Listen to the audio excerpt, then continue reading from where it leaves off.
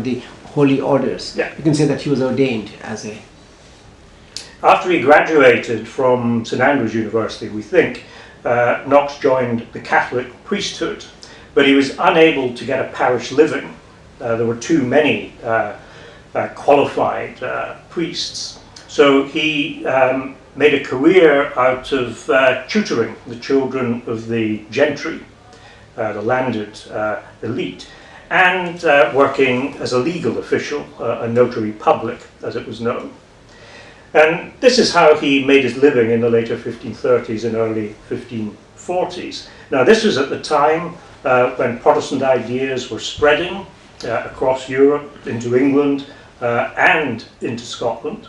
There had been Protestant martyrs in Scotland, the first in 1528 when Patrick Hamilton was burned at the stake here in St Andrews. And there were others who were convicted of heresy, of unorthodox religious views by the Catholic authorities in the course of the 1530s. And what this indicates is that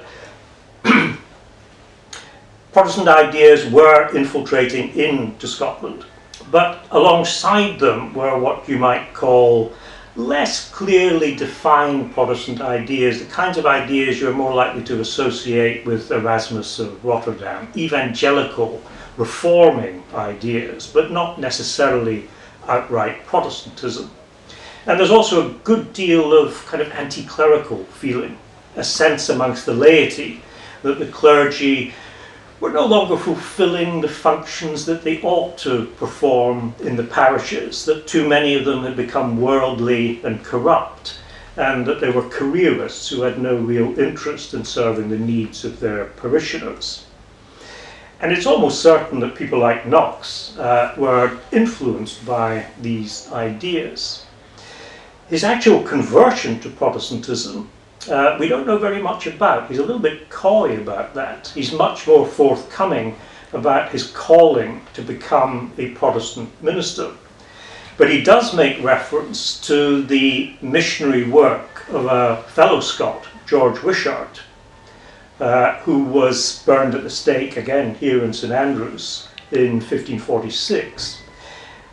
He had converted to Protestantism at some point in the 1530s, had travelled in the continent, and then went to England in the early 1540s, where he was much freer to adopt and develop Protestant ideas. But in the 1540s, the war breaks out between Scotland and England, a period known as the Rough Wooing, which follows the death of the Scottish king, James V, and the accession to his throne of his sole legitimate heir, who was Mary Queen of Scots. And she's very, very young. She's barely a week old when she comes to the throne. But Henry VIII in England sees the opportunity of marrying his son, Prince Edward, to young Mary, and thus bringing Scotland under English control and influence. And initially the Scots agree to this marriage, but then they subsequently renege. They say, no, we've changed our minds, we don't like the idea of this marriage. And Henry, as a result of this, declares war on Scotland and launches a series of punitive military raids into Scotland to bring the Scots to heel. And these expeditions, these military engagements, are known collectively as the Rough Wooing, the attempt of Henry VIII to woo Scotland and bring about the marriage of his son and the Scottish Queen. And for some Englishmen and some Scots, these campaigns took on a religious dimension. This was a Protestant England taking on a Catholic Scotland and using the Protestant Bible and Protestant preaching as a means of persuading the Scots to join in an alliance with England. And the Scottish preacher George Wishart may have returned to Scotland as part of that Protestantizing, evangelizing campaign.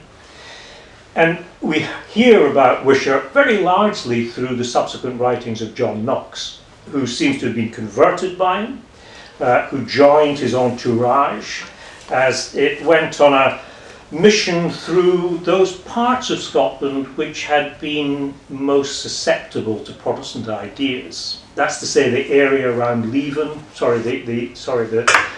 the area around Edinburgh, where the local gentry were sympathetic to Protestantism, the area around St Andrews, that's to say Fife, the area around Dundee, Angus and the Mearns as it's known. These areas were the areas where Protestantism seems to have taken root most deeply. Mostly on the east coast, though there is also an area in the southwest of Scotland, just south of Glasgow, where anti-clerical, evangelical and Protestant ideas were taken up quite strongly. And Wishart went on a preaching mission around those areas, around the Edinburgh area, the St Andrews area, the Dundee area, and over to the west to Ayrshire. Eventually the authorities catch up with him, and he's arrested, he's convicted of heresy, and he's burned at the stake.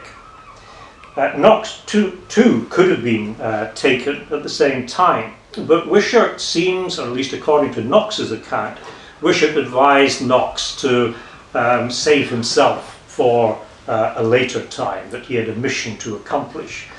So Knox was not taken at that time.